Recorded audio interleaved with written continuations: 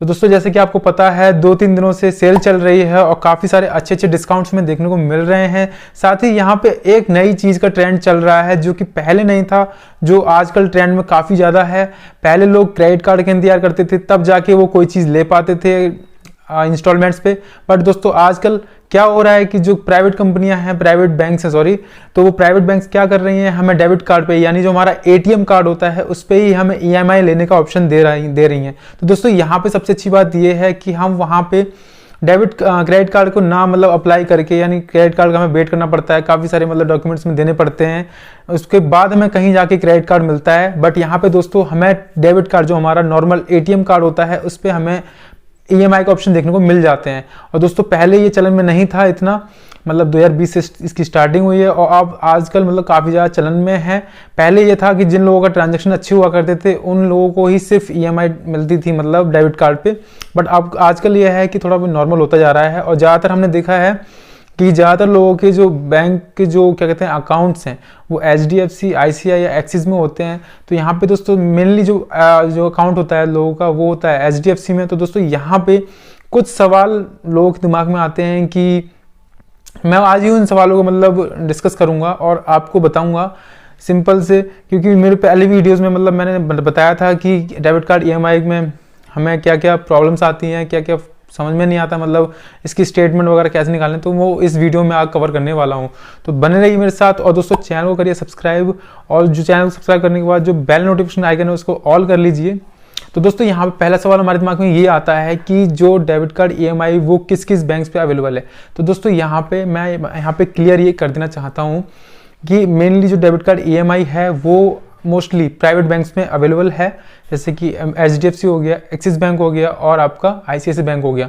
तो दोस्तों यहाँ पे जो आपके प्राइवेट बैंक हैं उसमें आपको देखने को मिल जाता है। बाकी बात करें गवर्नमेंट बैंक में तो वहाँ पे आपको ये ऑप्शन मिलेगा सिर्फ एसबीआई के जो कार्ड होते हैं उसमें। बाकी अदर बैंक्स में आप चेक कर सकते हैं। बाकी जो सिंपल मैं आपको यहाँ पे जो एचडीएफसी बैंक है उसका मैं आपको बता देता हूँ। उसके लिए आपको करना क्या है, सिंपली आपको मैसेज करना है DCEMI और उसे भेज देना है 567672 पे। तो दोस्तों यहाँ से आपको अपनी एलिजिबिलिटी पता चल जाएगी कि आपकी कितनी लिमिट है। तो दोस्तों अब आते हैं लिमिट की ओर। तो दोस्तों यहाँ पे कई लोगों ने मेरे से ये पूछा था कि इसकी लिमिट मतलब कैसे मतलब बढ़ाएं और लिमिट कैसे पता करें, तो मैंने बता दिया लिमिट कैसे पता करनी है। तो मेनली जो इसकी लिमिट होती है वो पर्टिकुलरली बेस्ड होती है आपके ट्रांजैक्शन हिस्ट्री पे, मतलब आपका ट्रांजैक्शन कैसा है बैंक के साथ, आप कितना पैसा लेन देन बैंक से करते हैं, उसके अकॉर्डिंग आपको ये लिमिट मिलती है। तो यहाँ पे आपको अपना ट्रांजैक्शन अच्छा रखना है जिससे आपको जो लिमिट है वो अच्छी मिल सके। और बात करें जैसे दोस्तों यहाँ पे दूसरा क्वेश्चन हमारा ये आता है, जैसे मान लीजिए हमने अगर कोई भी डेबिट कार्ड ईएमआई ले ली, उसके मान लीजिए हमारी डेबिट कार्ड ईएमआई हमें मिली है 20,000 की लिमिट मिली है, 10,000 का हमने मोबाइल खरीद लिया तो बची 10,000, वो हम यूज़ कर सकते हैं इस मंथ में। अगर वो हमने यूज़ नहीं करी है और अगर आपका ट्रांजैक्शन अच्छा है तो नेक्स्ट मंथ आपको उतनी ही डेबिट कार्ड जो ईएमआई है वो आपको दोबारा से मिल जाएगी। मीन्स 20,000 रुपये तक की ईएमआई आपको ऑप्शन मिल जाएगा, वहाँ से आप ट्रांजेक्शन कर सकते हैं। तो बात रही ये। दूसरा तरीका दोस्तों, दूसरा सवाल ये उठता है लोगों के दिमाग में कि यहाँ पे अगर हमने डेबिट कार्ड ईएमआई ले ली तो दोस्तों यहाँ पे सबसे ज़्यादा लोगों के दिमाग में टेंशन ये रहती है कि मतलब अब मान लीजिए हमने कोई प्रोडक्ट ले लिया, मान लीजिए मैंने एक मोबाइल परचेज़ करा, अगर वो मोबाइल मुझे पसंद नहीं आया और मैंने कैंसिल कर दिया, ईएमआई ले ली, पर दोस्तों इसका डिसएडवांटेज ये है कि अगर आप ईएमआई लेके अगर उसे कैंसिल करते हैं तो दोस्तों ईएमआई कैंसिल होने के 20 दिन बाद आपका जो बिल है वो जनरेट होगा और उसमें आपको सिर्फ प्रोसेसिंग फ़ीस देनी पड़ेगी। मीन्स अगर आप उसे कैंसिल कर देते हैं प्रोडक्ट को ऑर्डर करके तो आपका 20 दिन बाद आपका जो प्रोसेसिंग फ़ीस का बिल है वो जनरेट होगा 20 तारीख को और उसको आपको पे करना होगा 5 तारीख को। और दोस्तों पे करने के लिए आपको कहीं नहीं जाना है, वो सिंपली आपके अकाउंट से डिडक्ट होगा, अदर कुछ भी नहीं है। ऐसी अगर मान लीजिए मैंने 10,000 का मोबाइल ले लिया, अब मेरे दिमाग में आ रहा है कि अब इसकी इंस्टॉलमेंट कब कटेगी, तो दोस्तों 20 तारीख को इसकी इंस्टॉलमेंट बनेगी और नेक्स्ट जैसे मान लीजिए अभी जनवरी चल रहा है, जनवरी 1 को मैंने मोबाइल लिया तो इसकी जो ईएमआई मेरे को बनेगी वो 20 तारीख को जनरेट होगी और जो डिडक्ट होगी वो मेरी होगी 5 फरवरी के आसपास।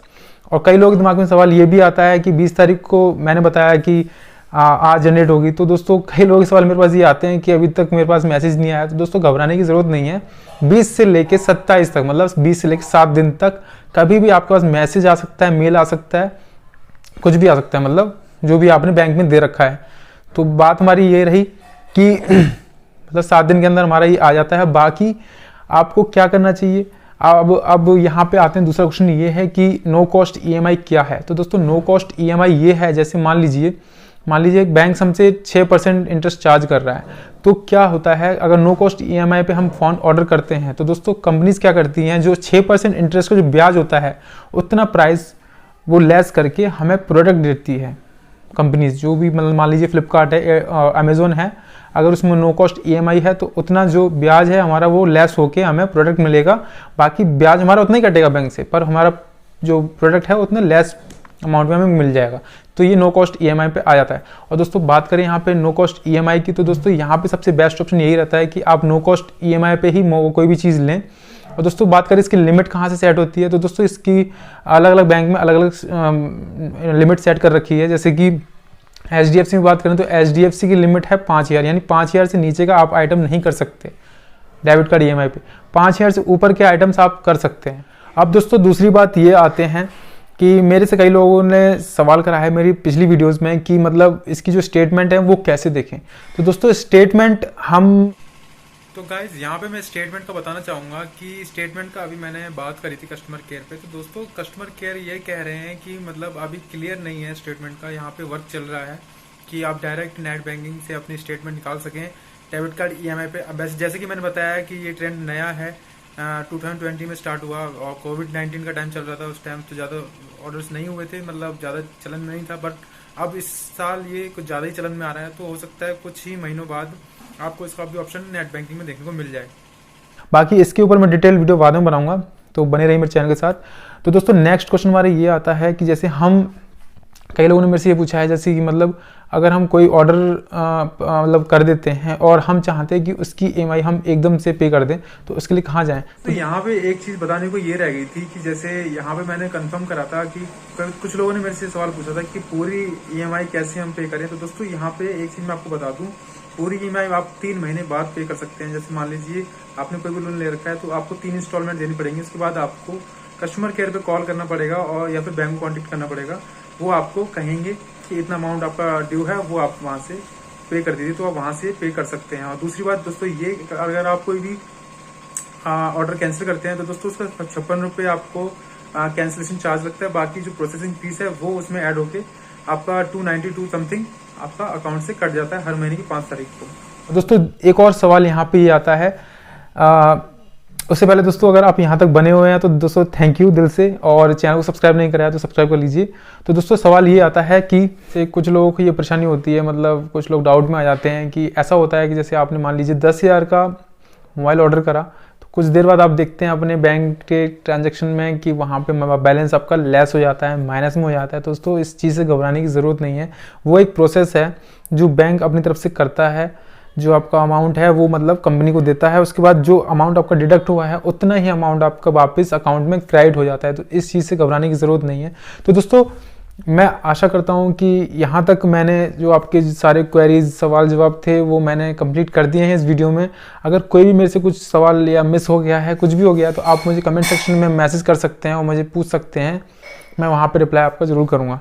तो दोस्तों मिलते हैं नेक्स्ट वीडियो में, तो बने रहिए मेरे साथ। और दूसरी बात दोस्तों, कोई भी अगर आपको क्वेरीज हैं या फिर किसी भी अदर मतलब जैसे भी मतलब जो भी जिस तरह की भी वीडियो आपको चाहिए वो मुझे आप बता सकते हैं, और बाकी मुझे सपोर्ट कर सकते हैं चैनल को सब्सक्राइब करके। तो मिलते हैं नेक्स्ट वीडियो में, तब तक के लिए दोस्तों टेक केयर, बाय बाय।